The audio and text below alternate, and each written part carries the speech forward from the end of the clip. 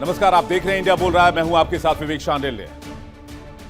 Donald Trump का गुरूर चकनाचूर कर चुका है ईरान, और आज की तारीख में डोनाल्ड ट्रंप एक बहुत बड़ी मुसीबत में फंसे हुए हैं। आज हम आपको बताएंगे ईरान के वो 3 ब्रह्मास्त्र जिसके दम पर डोनाल्ड ट्रंप को घुटनों पर ले आया तेहरान।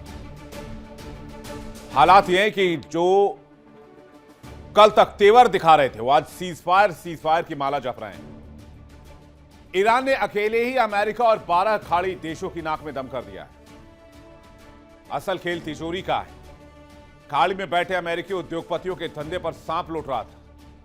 उन्होंने ट्रंप को 2 टूक कह दिया, जंग रुकवाओ वरना चुनावी चंदा भूल जाओ। और अब ट्रंप के लिए आगे कुआं पीछे खाई वाली स्थिति है। मिड टर्म इलेक्शंस यानी कि चुनाव में लुटिया डूबना तय है, इसलिए ट्रंप बातचीत के टेबल पर आ गए हैं, भीगी बिल्ली बनते नजर आ रहे हैं। ईरान ने होर्मुज में ऐसा तोहफा भेजा कि ट्रंप के पसीने छूट गए। आज की तारीख में यकीन मानिए ईरान का पलड़ा इतना भारी है कि वो एक भी इंच पीछे हटने को तैयार नहीं। और सूत्रों के हवाले से ईरान से जो जानकारी मुझे मिली है उसके मुताबिक तेहरान सीजफायर करने के मूड में भी नहीं है। ईरान का साफ तौर पर कहना है जिन्होंने जंग शुरू की उनको सीजफायर के बारे में सोचना चाहिए। हमारे रणनीतिक लक्ष्य जब तक पूरे नहीं होंगे तब तक हम सीजफायर नहीं करेंगे। यानी ट्रंप साहब, युद्ध तो जारी रहेगा लेकिन आपकी साख तो मिट्टी में मिल गई है। तो इसलिए कहीं अब आप इसलिए तो शांति के गुण नहीं गा रहे। ईरान के 3 ब्रह्मास्त्र जिसने ट्रंप को दिन में तारे दिखाए, क्या इस चक्रव्यूह से ट्रंप निकल पाएंगे? डोनाल्ड ट्रंप के सेटबैक की हार की इनसाइड स्टोरी क्या है? अमेरिका से लेकर तेहरान तक में ये रिपोर्ट्स क्या हैं? पूरी कहानी मैं आपको बताऊंगा इत्मीनान से, एक एक पहलू के साथ। मिडिल ईस्ट की जंग की बिसात पर डोनाल्ड ट्रंप चले थे चेक एंड मेज करने के लिए। शॉर्ट एंड स्विफ्ट वॉर चाहते थे, शय और मात कर देना चाहते थे ईरान को अपनी ताकत से, अपनी चाल से।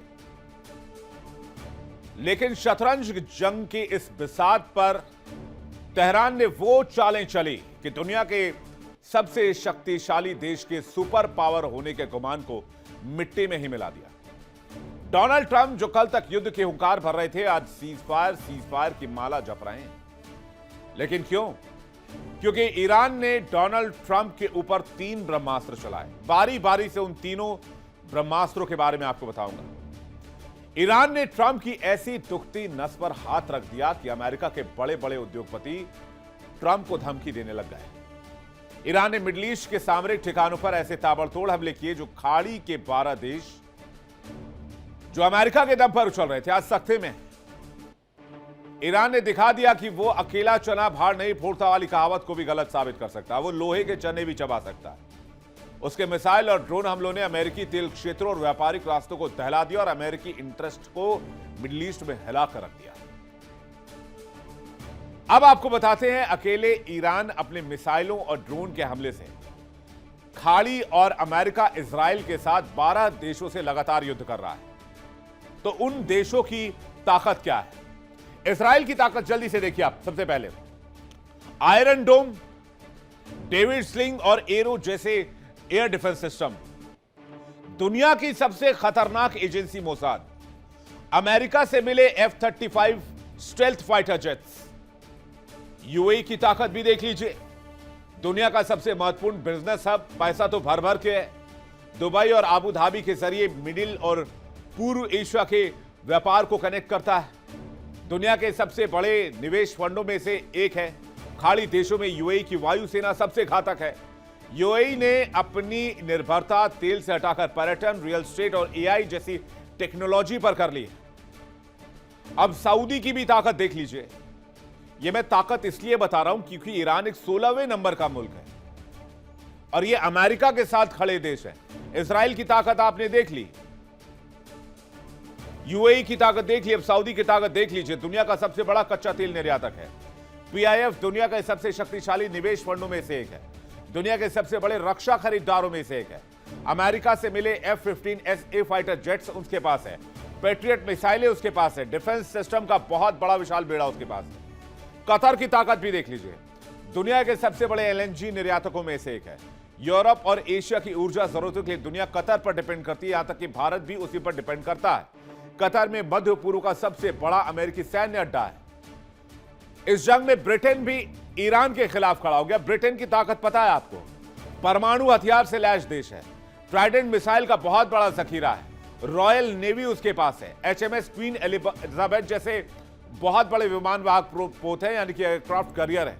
दुनिया के किसी भी कोने में हमला करने की ताकत है। खुफिया एजेंसी MI6 जैसी ताकत है।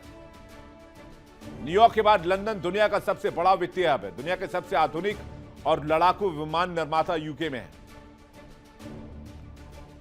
लेकिन इतने ताकतवर देशों, इतने धनाढ्य देशों के बावजूद 12 देश मिलकर भिड़े ईरान से। लेकिन ईरान के ब्रह्मास्त्र ने किसी को टिकने नहीं दिया। ईरान ने खेल सिर्फ बारूद, मिसाइल और ड्रोन से नहीं किया, ईरान ने दिमाग से चालें चली। खाड़ी के देश इतने ताकतवर होने के बावजूद ईरान के सामने टिक नहीं पाए। ट्रंप छटपटा रहे हैं, मिडिल ईस्ट खुद को कोस रहा है, फंसा हुआ महसूस कर रहा है। मिडिल ईस्ट के पास आज की तारीख में तेल तो है, लेकिन खाने के लिए खाना और पीने के लिए पानी नहीं। और मिडिल ईस्ट में अमेरिका के अरबों खरबों डॉलर इन्वेस्ट हैं। ईरान के हमलों से अमेरिकी तेल कंपनियों और उद्योगपतियों को तगड़ा नुकसान हो रहा है। और इन्हीं धन कुबेरों ने ट्रंप को अल्टीमेटम दिया है कि अगर जंग बंद नहीं हुई तो चुनाव के लिए एक ठेला, यानी कि कोई फंड नहीं मिलेगा। ट्रंप के लिए आगे कुआं पीछे खाई वाली स्थिति है। अगर जंग लड़ते हैं तो चंदा कटेगा, अमेरिकी कंपनियों को नुकसान होगा, मिडिल ईस्ट में अमेरिकी इंटरेस्ट हिट होंगे और चंदा कटना तो तय है।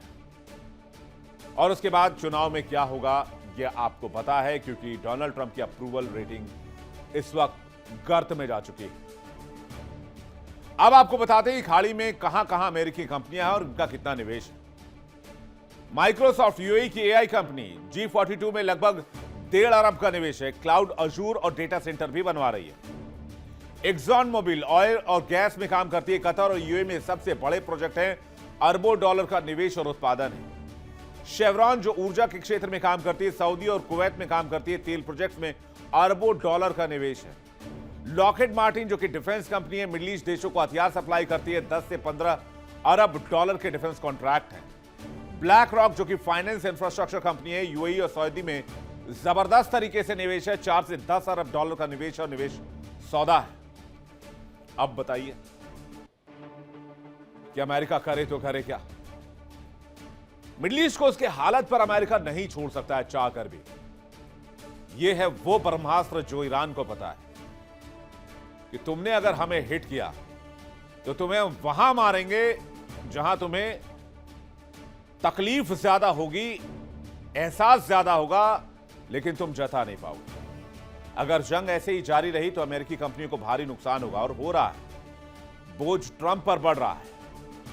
ट्रंप कल तक ईरान को मिटाने की कसम खा रहे थे, इसलिए वो आज बातचीत की मेज सजाने पर गुहार लगा रहे हैं। आर्थिक बोझ, अमेरिकी कंपनियों को नुकसान, अरबों डॉलर का नुकसान, और सब देखकर ट्रंप अब शांति दूत बनने लगे।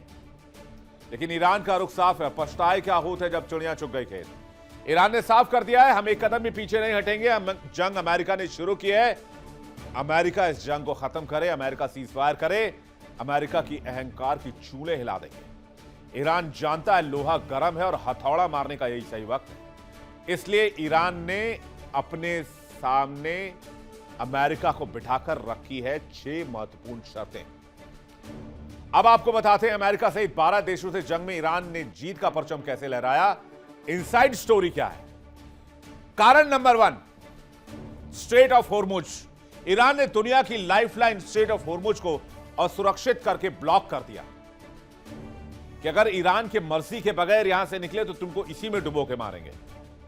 तेल की कीमतें आसमान छूने लगी और अमेरिका पर प्रेशर बढ़ने लगा। यूरोप और खाड़ी देशों का युद्ध को और खींचने के बजाय बातचीत का दबाव, क्योंकि हमने बताया कि खाड़ी देशों में अमेरिकी कंपनियों का इंटरेस्ट कितना इन्वॉल्व करता है और अमेरिकी कंपनी कितना डिपेंड करते हैं मिडिल ईस्ट में आज की तारीख में। और अगर मिडिल ईस्ट में आज की तारीख में नुकसान हो रहा है तो अमेरिका पर डायरेक्ट प्रेशर है। यूएई जैसे देशों के साथ भी दिक्कत ज्यादा है, क्योंकि 70% से ज्यादा कमाई कच्चे तेल के निर्यात पर निर्भर है और खाड़ी से निर्यात बिल्कुल खत्म है। अंतर्राष्ट्रीय बाजार में तेल की कीमतें गिरी तो कई देशों का बजट भी बिगड़ गया। दुनिया का लगभग सारा तेल अमेरिकी डॉलर में बिकता है। कच्चे तेल का व्यापार बंद तो डॉलर भी गिर सकता है। कारण नंबर 3, खाड़ी देशों में अमेरिकी कंपनियों पर बहुत बड़ा इंपैक्ट। जैसे कि मैंने आपको समझाया, खाड़ी देशों में अमेरिकी कंपनियों का बोलबाला है। अमेरिका का बहुत ज्यादा इन्वेस्टमेंट है, लेकिन होर्मुज में तनाव की वजह से नुकसान खाड़ी देशों को हो रहा है। जंग अमेरिका कर रहा है, लेकिन मार मिडिल ईस्ट में पड़ रही है। ईरान बदला मिडिल ईस्ट से ले रहा है। अमेरिकी कंपनियों के तेल कुओं को निशाना बनाया जा रहा है। रिफाइनरीज पर ड्रोन से हमला किया जा रहा है। अमेरिकी कंपनियों के उत्पादन पर बहुत असर हुआ है। अमेरिकी कंपनियों के शेयरों में भारी उतार चढ़ाव है और इन्वेस्टर्स में बहुत डर का माहौल है। अब मरता क्या ना करता, सीजफायर करें नहीं तो जाए कहां। मिडिल ईस्ट जंग का असर अमेरिका की अर्थव्यवस्था को भी डगमगा रहा है। अमेरिका में जल्द ही मिड टर्म इलेक्शंस आने वाले हैं। जनता महंगाई से त्रस्त और डोनाल्ड ट्रंप सरकार को गरिया रही है। उद्योगपति फंड रोकने की बात कर रहे हैं। ईरान ने ऐसा मास्टर स्ट्रोक चला है जिसे ट्रंप के सुपर पावर वाले टैग को मिट्टी में मिला दिया है। मिडिल ईस्ट में अब अमेरिका की लाठी बेअसर साबित हो रही है। अब आपको बताते हैं ट्रंप के बैकफुट पर आने की इनसाइड स्टोरी। सबसे मेन है वॉल स्ट्रीट का पैनिक करना। अमेरिकी शेयर बाजार बुरी तरह से संकट में घिरा हुआ है। बड़े निवेशक घरानों ने व्हाइट हाउस को चेतावनी दी है, युद्ध जारी रहा तो अमेरिका में महामंदी आ सकती है। तेल कंपनियां लॉबिंग कर रही हैं क्योंकि तेल कंपनियों को बहुत नुकसान हो रहा है। अमेरिकी कंपनियों का अरबों डॉलर का इंफ्रास्ट्रक्चर खाड़ी देशों में खतरे के निशान को पार कर चुका है, जिसमें से बहुत ज्यादा नुकसान ऑलरेडी हो चुका है। ईरान के मिसाइल हमलों के डर से अमेरिकी कंपनियों ने काम करना मिडिल ईस्ट में बंद कर दिया है, क्योंकि ईरान ने अलर्ट किया था, वार्न किया था कि जितने भी अमेरिकी कंपनियां मिडिल ईस्ट में ऑपरेट कर रही हैं, चाहे वो किसी भी सेक्टर से जुड़ी हुई हो, वो अपने अपने ऑफिसेज खाली कर दें। अमेरिकी कंपनियों के सीईओज ने ट्रंप पर सैन्य कार्रवाई रोकने का दबाव बनाया हुआ है। इसके अलावा चुनावी चंदा और फंड्स की बात भी है। अमेरिका में मिड टर्म इलेक्शंस के लिए ट्रंप को बड़े कॉर्पोरेट चंदे की आवश्यकता पड़ेगी, लेकिन बिजनेसमैन ने क्लियर कर दिया है कि अगर युद्ध लंबा चला तो पैसे नहीं देंगे। चुनाव में हार का डर भी है। अमेरिका में पेट्रोल की कीमत $7 पर गैलन के पार जा चुका है। ट्रंप जानते हैं कि महंगी गैस, महंगे तेल का मतलब है चुनाव में सीधी हार। और वैसे भी ट्रंप ने कहा है हमेशा कि हम मूर्खतापूर्ण जंग से दूर रहते हैं, लेकिन डोनाल्ड ट्रंप ने यहां वो मूर्खता की है जिससे पूरा अमेरिका त्राहिमाम कर रहा है। ईरान ने साबित कर दिया कि जंग सिर्फ हथियारों से नहीं लड़ी जाती, जंग सही वक्त पर सही फैसले से लड़ी जाती है। ट्रंप अब सीजफायर की रट लगा रहे हैं, लेकिन क्या ईरान उन्हें माफ करेगा? ईरान के तेवर देखकर ऐसा तो नहीं लग रहा। ईरान ने कह दिया हम सीजफायर नहीं करेंगे जब तक हम अपने ऑब्जेक्टिव्स अचीव नहीं कर लेते। तो क्या ये जंग डोनाल्ड ट्रंप की राजनीति करियर का अंत साबित होने वाला है? इस वक्त सबसे ताजा खबर भी मैं आपको बता देता हूं। ट्रंप अपनी हार का ठीकरा, मिडिल ईस्ट में नाकामयाबी का ठीकरा, अमेरिका के फेल होने का ठीकरा अपने सबसे करीबी और DOW के चीफ यानी कि डिपार्टमेंट ऑफ वॉर के चीफ पीट हेग्सेथ पर फोड़ रहे हैं। ट्रंप का कहना है कि उनके कहने पर ही अमेरिका ने ईरान पर हमला किया। सुनिए उनका बयान। We can take a stop and make a little journey into the Middle East and eliminate a big problem. And Pete, I think you were the first one to speak up, and you said, let's do it.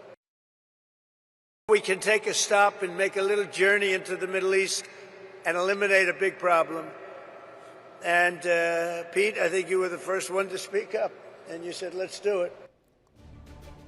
तो क्या America के हार के लिए, उनके नुकसान के लिए, इस जंग के लिए डोनाल्ड ट्रंप एक मोहरा तैयार कर रहे हैं? पीट हेग्सेथ की बलि लेंगे?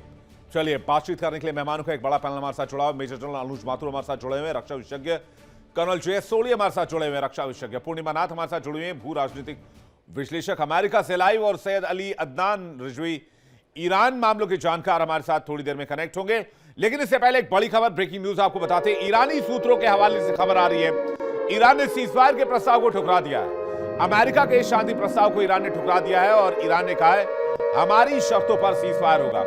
ईरान ने अमेरिका के आगे शर्तें रख दी हैं। दुश्मन देशों की तरफ से टारगेट किलिंग बंद होनी चाहिए, भविष्य में जंग फिर से ना थोपी जाए, युद्ध में हुए नुकसान का मुआवजा दिया जाए, तब हम जाकर सीजफायर पर मंथन करेंगे, विचार करेंगे। वापस चलते हैं पैनल पर। इस वक्त सबसे बड़ी प्राइम टाइम डिबेट का वक्त हो चुका है और सबसे पॉपुलर डिबेट का वक्त हो चुका है।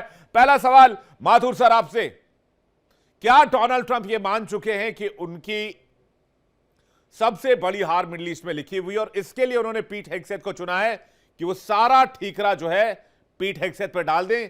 बोले भाई साहब इनकी जिम्मेदारी थी, हमने इनका इस्तीफा ले लिया। जय हिंद विवेक। जय हिंद सर। देखिए, मैं आपको एक बात बताता हूं, ये बात मैं पहले कह चुका हूं, रिपीट करूंगा क्योंकि मुझे लगता है जरूरी है। और वो बात ये है कि economies do not fight Wars, militaries do. अगर इकोनॉमीज लड़ाइयां लड़ती तो अमेरिका कभी नहीं हारता, सऊदी अरब और ये जितने भी रिच कंट्रीज हैं कभी किसी भी युद्ध में नहीं हारते, पहली बात। दूसरी बात, मिलिट्री का साइज क्या है, उसके पास साजो सामान क्या है, ये उतना महत्वपूर्ण नहीं है जितना महत्वपूर्ण ये है कि आप उस जो आपके पास सामान है उसमें से कितना निकाल करके पॉइंट ऑफ डिसीजन पर अप्लाई कर सकते हो।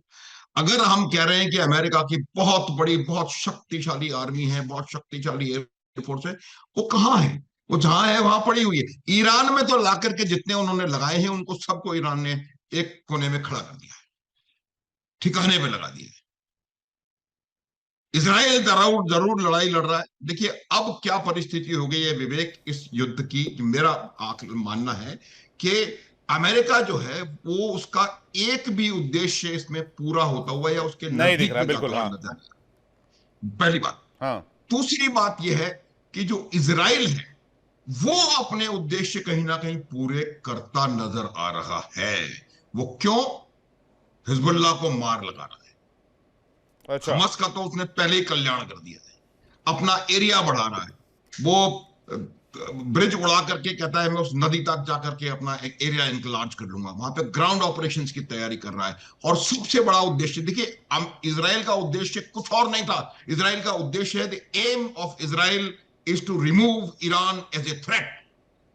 और वो उसमें कहीं ना कहीं मुझे सफल होता हुआ दिखाई दे रहा है, क्योंकि ईरान पे इतनी मार लगी है, ईरान की नेवी वर्चुअली नॉन एग्जिस्टेंट हो गई है, एयरफोर्स वर्चुअली नॉन एग्जिस्टेंट हो गई है, उनके एयर डिफेंस एलिमेंट्स कहीं ना कहीं भी नजर नहीं आ रहे हैं, उनकी इलेक्ट्रॉनिक वॉरफेयर काबिलियत खत्म हो गई है, सिर्फ मिसाइल्स और ड्रोन्स उनके बचे हैं। वो भी आप देखिए हर चीज फाइनाइट है। 80,000 है, 80,000 भी एक फाइनाइट नंबर है, 80,000 इनफाइनाइट नहीं होता। तो कहीं ना कहीं इजराइल को सफलता मिल रही है कि ईरान की फाइनेंशियल लॉस हो रहा है, ईरान को मिलिटरीली लॉस हो रहा है, ईरान को स्ट्रेटेजिकली लॉस हो रहा है, और कहीं ना कहीं ईरान एक ऐसी परिस्थिति में आ रहा है जिससे कि वो आने वाले काफी समय तक, तभी तो ईरान ऑलरेडी कॉम्पनसेशन मांगना शुरू कर दिया क्योंकि उनको पता है उनकी इतनी जबरदस्त मार लगी है। नहीं सर, इसको मैं दूसरी तरीके से देखता हूं। हाँ, मैं इसको इस तरह से देखता हूं कि ईरान ने वो शर्तें रखी है जो अमेरिका कभी नहीं मानेगा।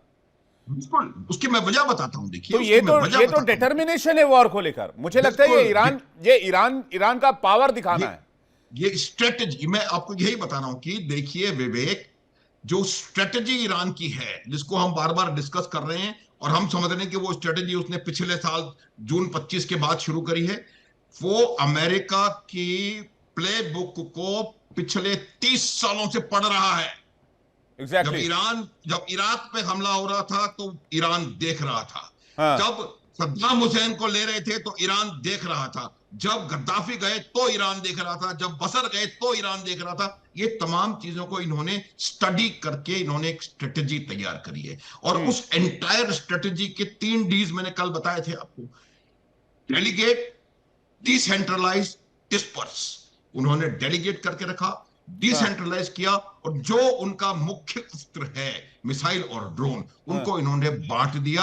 31 डिस्ट्रिक्ट में है, हर डिस्ट्रिक्ट एक सेमी ऑटोनॉमस बॉडी है, हर एक की अपनी मिसाइल्स हैं, अपने ड्रोन्स हैं, अपना कम्युनिकेशन है, अपना लॉजिस्टिक्स है, अपना कमांड एंड कंट्रोल है, और अपनी टारगेट लिस्ट है। और वो उस टारगेट लिस्ट के बेसिस पे पूरे मुझे लगता है कि डोनाल्ड ट्रंप इसकी तैयारी कर रहे हैं। मैं जल्दी से पूर्णिमा नाथ के पास जाऊं। पीटर हेग्सेथ को जिम्मेदार बताना, क्या एग्जिट की तैयारी है? देखिए इंडिया डेली 24/7 अब आपकी स्मार्ट टीवी पर। इंडिया डेली मौजूद है सभी डिजिटल प्लेटफॉर्म पर लाइव और लगातार। इंडिया डेली 24/7 हर दिन राष्ट्र को समर्पित।